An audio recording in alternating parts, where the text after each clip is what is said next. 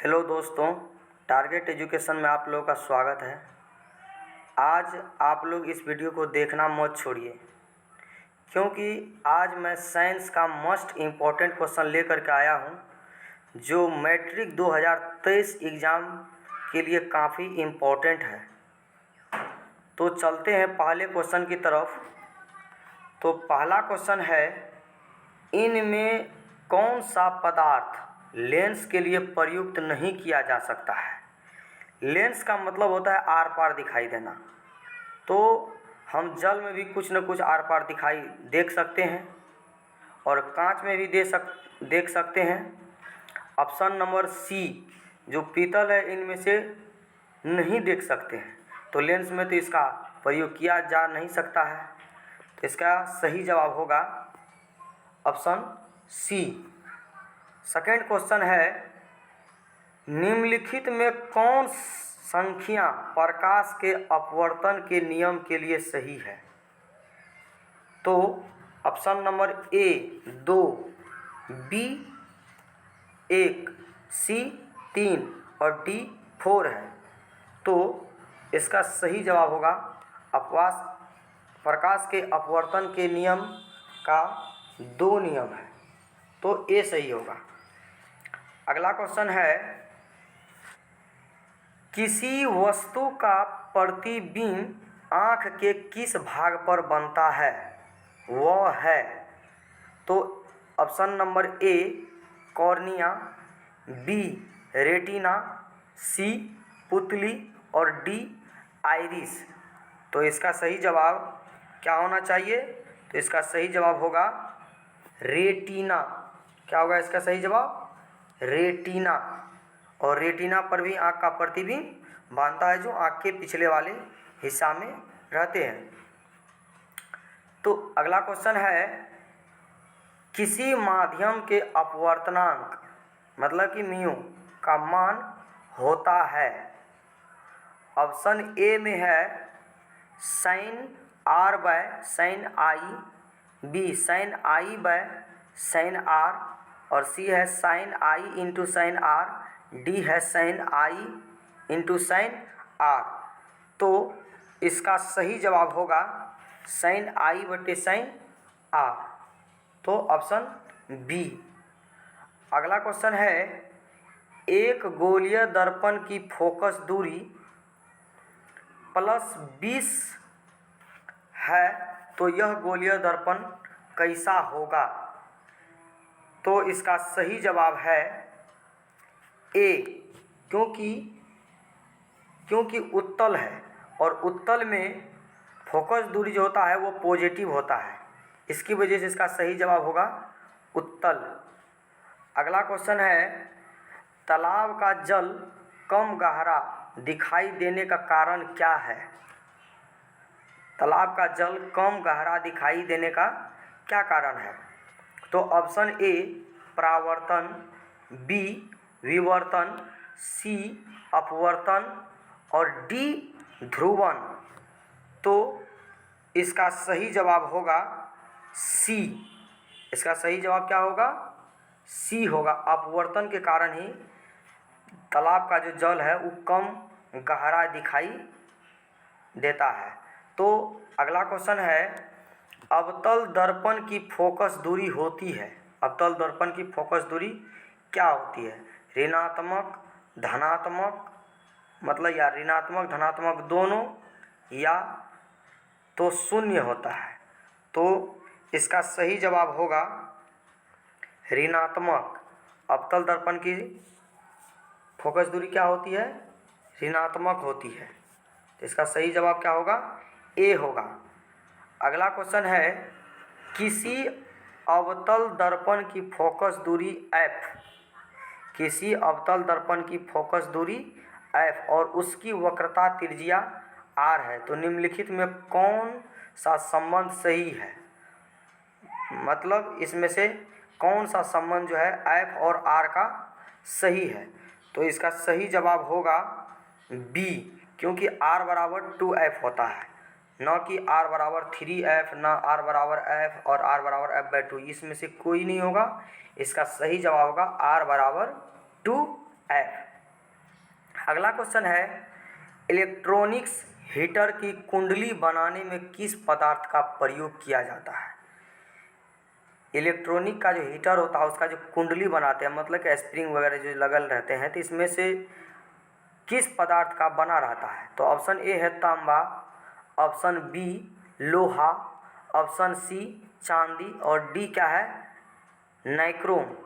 तो इसका सही जवाब होगा डी, नाइक्रोम। इसका जो इलेक्ट्रॉनिक का जो हीटर होता है उसमें जो कुंडली बनाया जाता है वो नाइक्रोम का बनाया जाता है। तो इसका सही जवाब क्या हो गया, नाइक्रोम।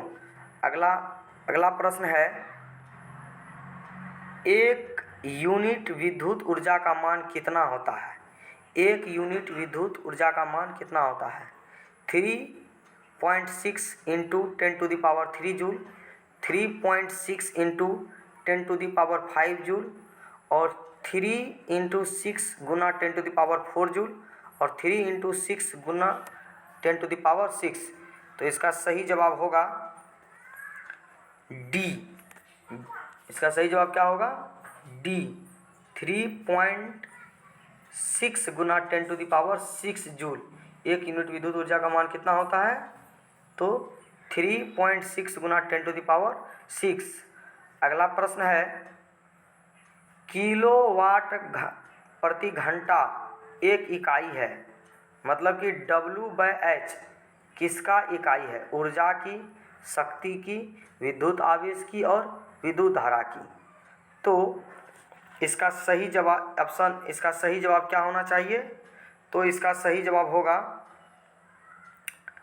बी। इसका सही जवाब क्या होगा, बी, शक्ति की, क्योंकि किलोवाट प्रति घंटा शक्ति की होता है, किसकी होता है, शक्ति की। तो अगला क्वेश्चन है, विद्युत फ्यूज विद्युत धारा के किस सिद्धांत पर कार्य करता है। विद्युत का जो फ्यूज होता है विद्युत धारा के किस सिद्धांत पर कार्य करता है।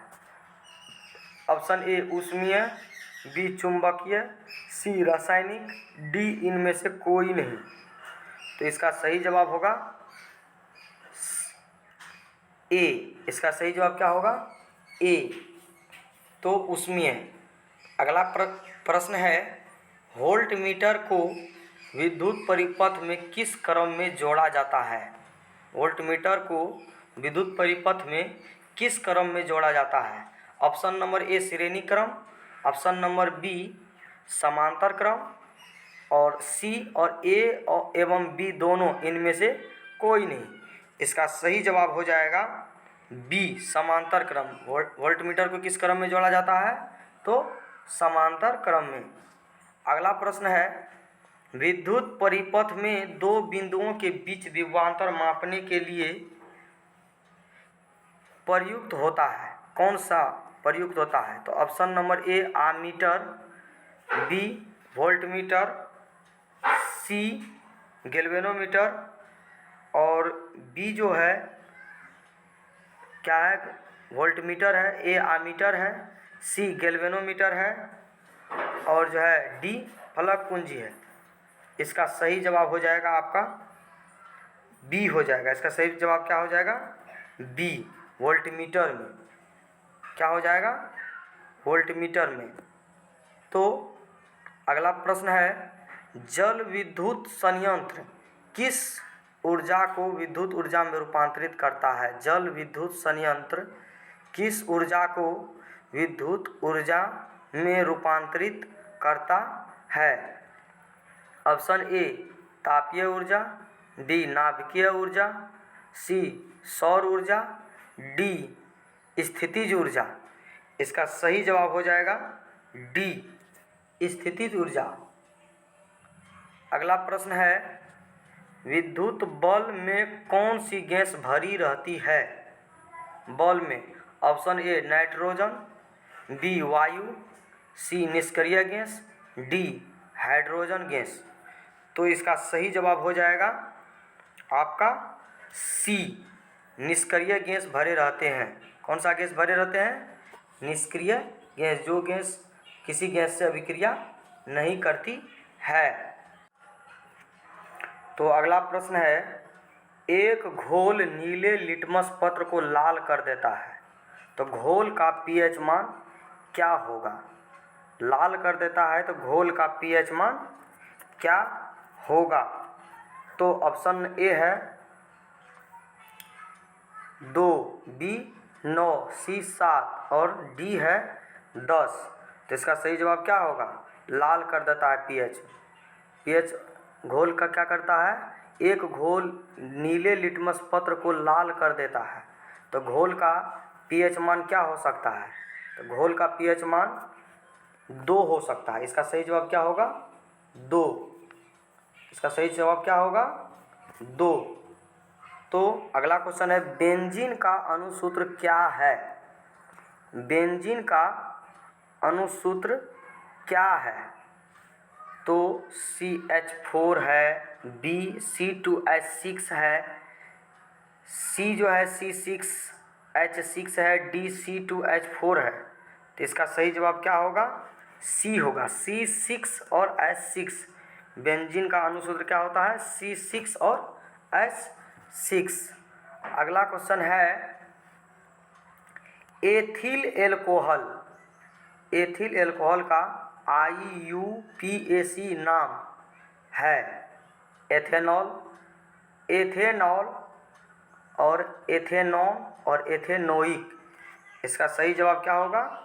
तो एथेनॉल होगा। क्या होगा इसका सही जवाब? एथेनॉल। अगला प्रश्न है, CnH2n निम्नलिखित में किसका सामान्य सूत्र है? एल्केन, एल्किन, एल्काइन और इनमें से कोई नहीं। इसका सही जवाब होगा एल्किन। इसका सही जवाब क्या हो जाएगा? एल्किन। अगला प्रश्न है, लोहे की परमाणु संख्या, लोहे की परमाणु संख्या, एक मिनट, लोहे की परमाणु संख्या क्या है? 23, 26, 25 और 24। तो लोहे की परमाणु संख्या क्या है? तो इसका सही जवाब क्या होगा?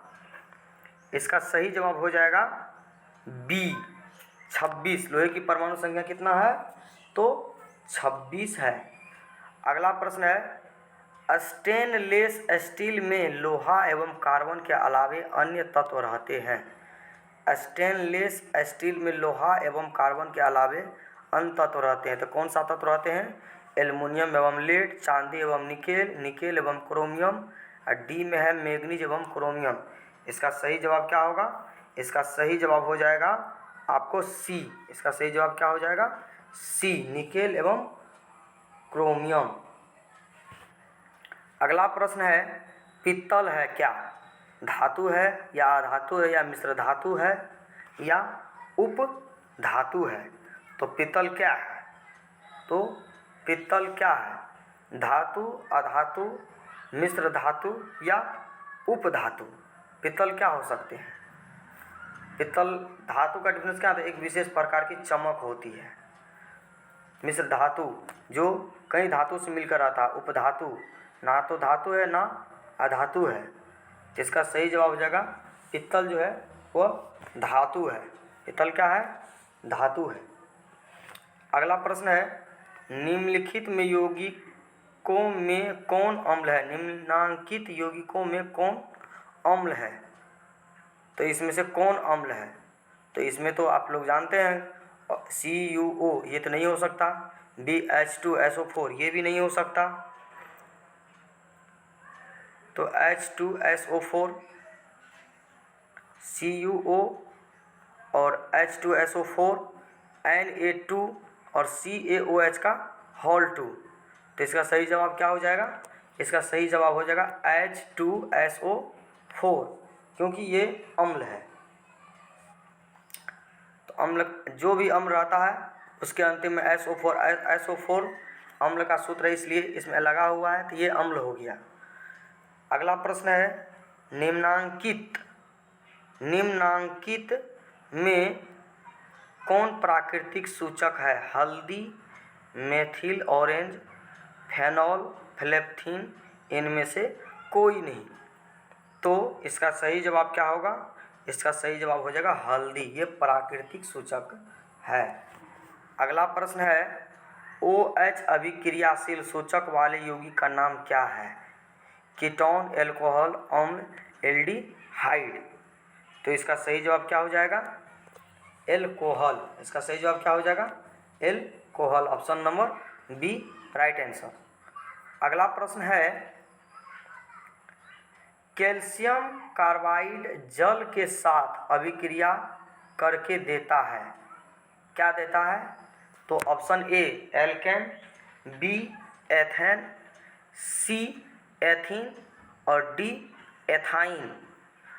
तो इसका सही जवाब क्या होगा? तो इसका सही जवाब हो जाएगा आपका डी, ये एथाइन देता है। क्या देता है? तो एथाइन। अगला प्रश्न है, ओजोन के एक अणु में ऑक्सीजन के परमाणु की संख्या कितनी होती है? ऑप्शन ए 1, बी 2, 3, सी 3 और डी जो है 4 है। तो इसका सही जवाब हो जाएगा आपको सी, क्योंकि ओजोन का सूत्र क्या होता है? O3। अगला प्रश्न है, कमरे के ताप पर द्रव अवस्था में रहने वाली धातु, ये तो आप लोग जानते ही होंगे। कमरे के ताप पर कौन सा द्रव है, द्रव अवस्था में रहने वाली धातु? ऐसा कौन सा धातु है जो कमरे के तापमान पर धातु अवस्था में रहता है लेकिन है वो द्रव? पारा, कैल्शियम, लिथियम, सोडियम। इसका जवाब सही आंसर क्या होना चाहिए? आप लोग को पता भी होगा। इसका सही आंसर होगा पारा। अगला प्रश्न है, सरलतम हाइड्रोकार्बन है, इसमें से सरलतम हाइड्रोकार्बन कौन है? मीथेन, एथेन, प्रोपेन या ब्यूटेन। इसका सही जवाब क्या होगा? इसका सही जवाब है मीथेन। मीथेन जो है होता है वो सरलतम हाइड्रोकार्बन है। ठीक। अगला प्रश्न है, निम्नांकित में कौन क्षारीय ऑक्साइड है? SO2, NO2 और है P2O5, डी में है Na2O। तो इसका सही जवाब क्या होगा? इसका सही जवाब हो गया आपको Na2O, option number D right answer. क्या होगा? Option number D right answer. अगला प्रश्न है, बेकिंग पाउडर का मिश्रण है, बेकिंग पाउडर किसका मिश्रण है? तो बेकिंग पाउडर का अगर जिसको भी याद होगा उसका सूत्र वो तो बता सकते हैं झट से। तो इसमें से क्या है बेकिंग पाउडर? तो बेकिंग पाउडर किसका मिश्रण है?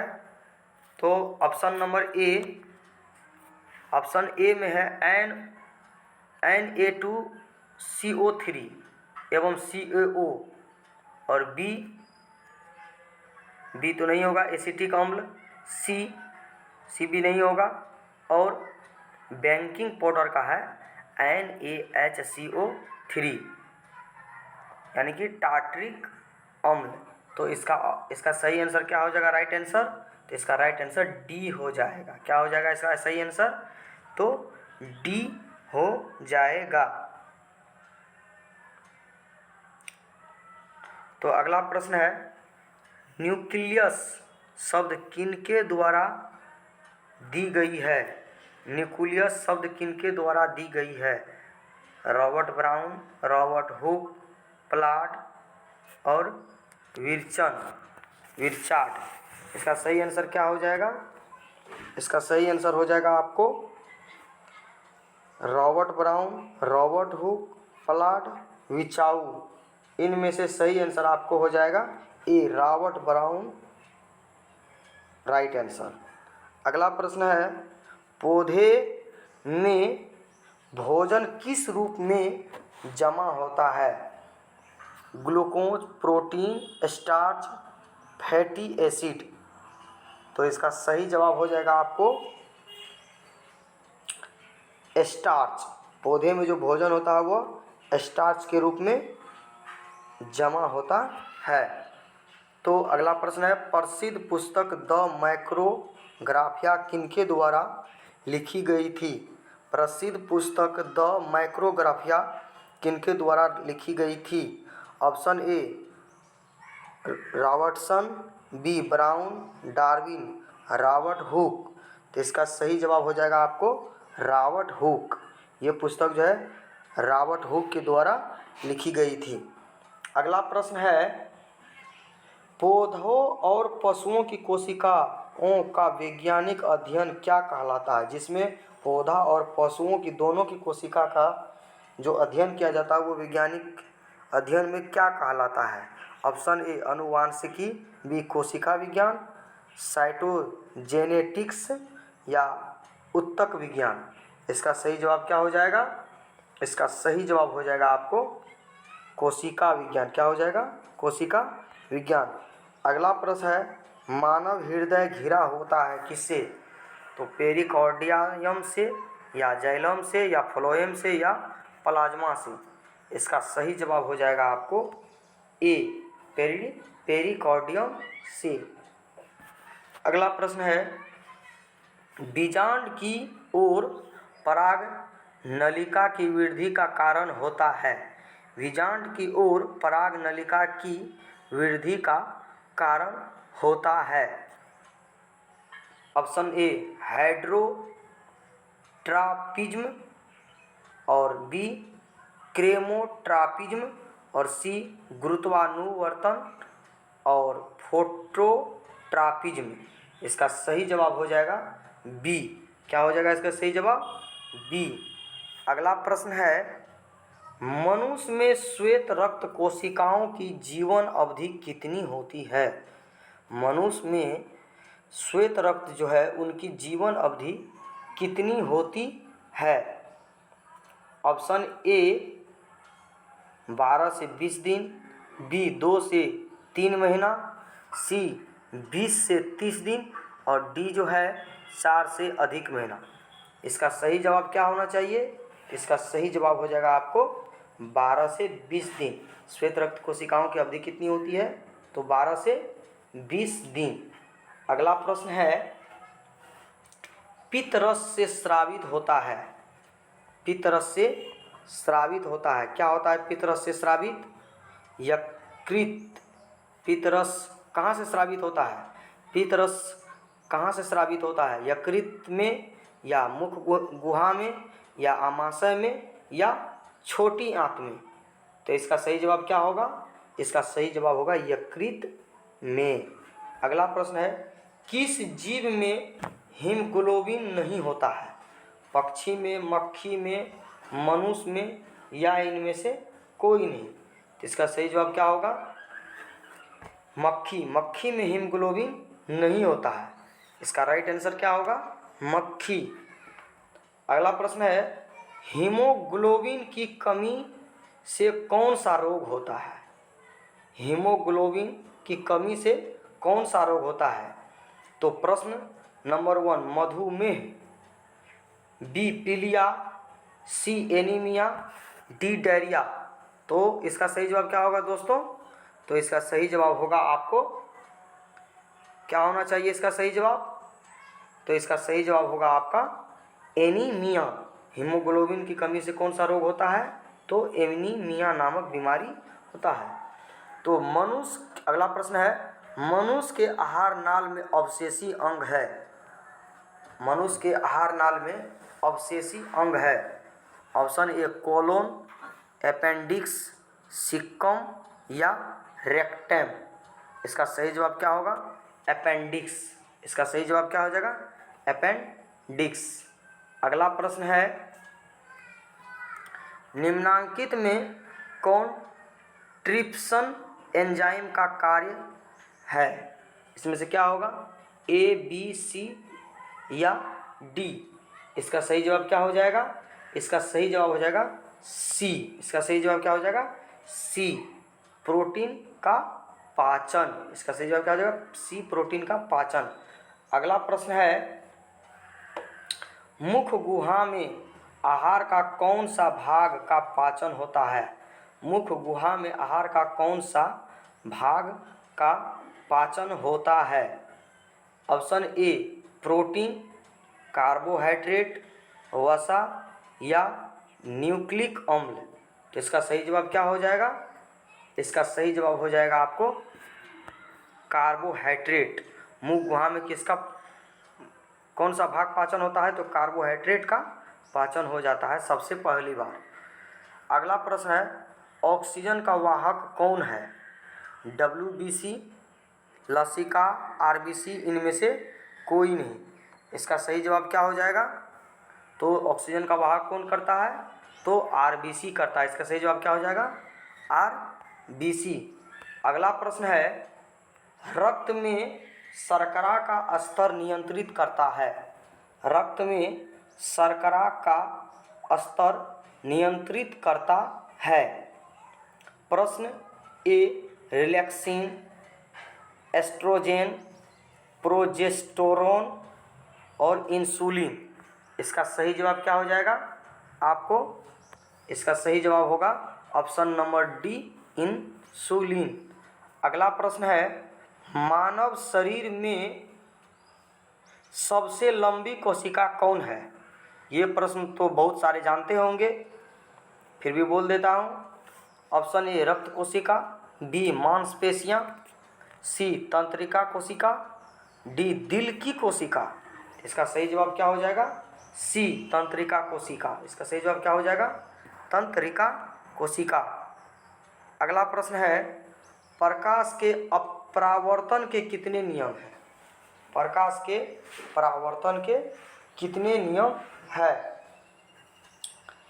A1, B2, C3, D4।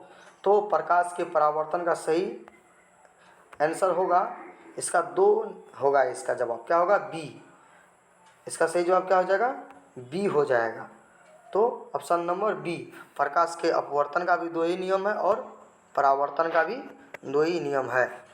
अवतल लेंस का आवर्धन होता है U/V और VU/V, और C होगा U+V और V होगा, D में है V/U। तो इसका सही जवाब क्या हो जाएगा आपको? डी हो जाएगा। इसका सही जवाब क्या हो जाएगा? डी हो जाएगा। मतलब प्रतिबिंब की दूरी व वस्तु की दूरी। अगला प्रश्न है, दर्पण का सूत्र है। इसमें से दर्पण का सूत्र क्या है? A, B, C और D। इसमें से दर्पण का सूत्र क्या है? तो इसका सही जवाब हो जाएगा आपको ए, फर्स्ट आंसर। दर्पण में प्लस होता है, ठीक है। 1/V प्लस 1/U बराबर 1/F होता है। दर्पण का सूत्र ये होता है। तो ऑप्शन नंबर ए राइट आंसर है। अगला प्रश्न है, टिंडल प्रभाव प्रदर्शित करता है। टिंडल प्रभाव प्रदर्शित करता है क्या?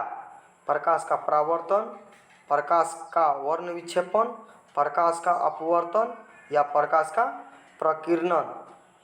तो इसका सही जवाब हो जाएगा आपको डी, प्रकाश का प्रकीर्णन। टिंडल प्रभाव जो है प्रकाश का प्रकीर्णन का प्रभाव प्रदर्शित करता है।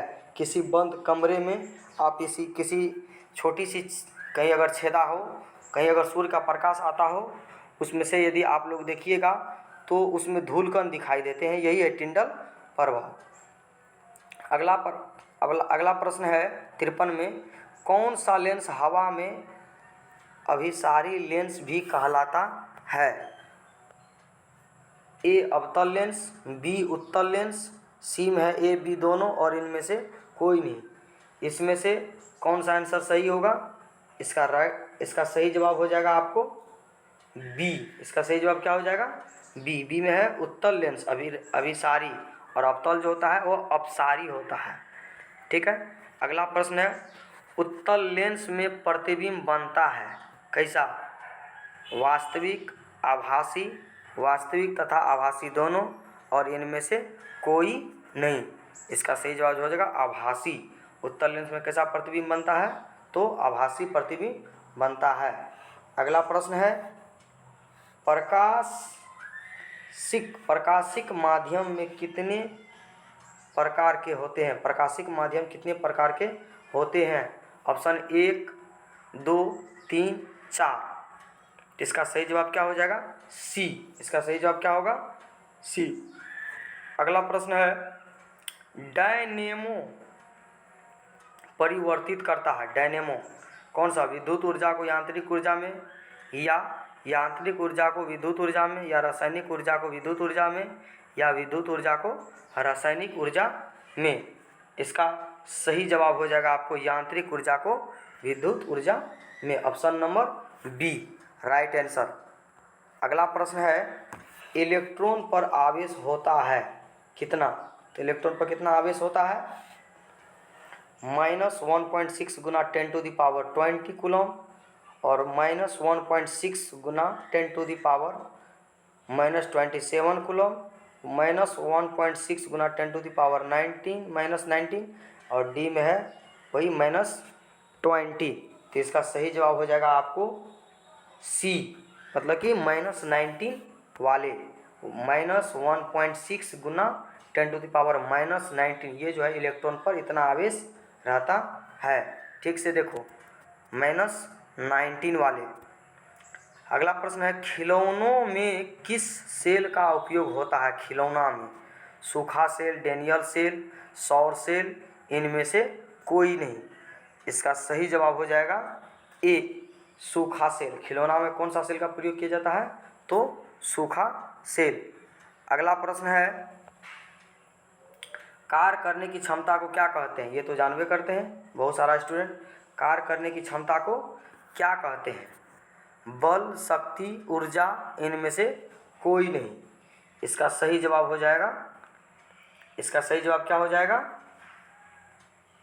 ऊर्जा। कार्य करने की क्षमता को क्या कहते हैं? ऊर्जा कहते हैं। कार्य करने की क्षमता क्या कहते हैं? ऊर्जा कहते हैं। Option number C right answer. अगला प्रश्न है, लास्ट क्वेश्चन है, निम्न में से कौन विस्थापन अभिक्रिया का एक उदाहरण है? निम्न में से कौन विस्थापन अभिक्रिया का एक उदाहरण है? विस्थापन तो ए बी सी डी, थोड़ा बड़ा सा है, ऑप्शन हम नहीं बोलेंगे, आप लोग गौर से देख लीजिए इनमें से कौन होगा। ये लास्ट में है, लास्ट वाला बोल देता हूँ, CO2 वाले, या OH का हॉल 2 वाले, या Cu वाले और H2 वाले।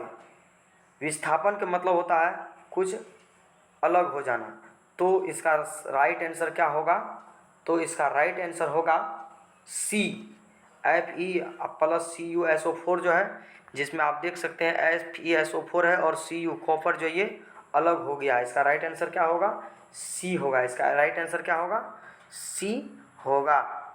तो आप लोग इसे देखें, देखने के लिए धन्यवाद। अगर आप लोगों को यह प्रश्न समझने में किसी प्रकार की कठिनाई हुई होगी तो आप लोग कमेंट बॉक्स में ज़रूर बताइएगा। अभी तो मेरे पास माइक नहीं है, थोड़ी सी रिकॉर्ड में थोड़ी सी प्रॉब्लम आ रही है, तो थोड़ी कुछ अगर साउंड की वजह से या रिकॉर्ड में कोई गड़बड़ी हो तो माफ़ कीजिएगा। अगर आप लोगों को अगर अच्छा लगा वीडियो तो चैनल को लाइक, सब्सक्राइब और शेयर ज़रूर करें और अपने दोस्तों को ज़रूर इस चैनल के बारे में बताएं। मैं आप लोगों के लिए बेस्ट से बेस्ट इम्पोर्टेंट क्वेश्चन लेकर के आऊँगा। तो तब तक के लिए धन्यवाद।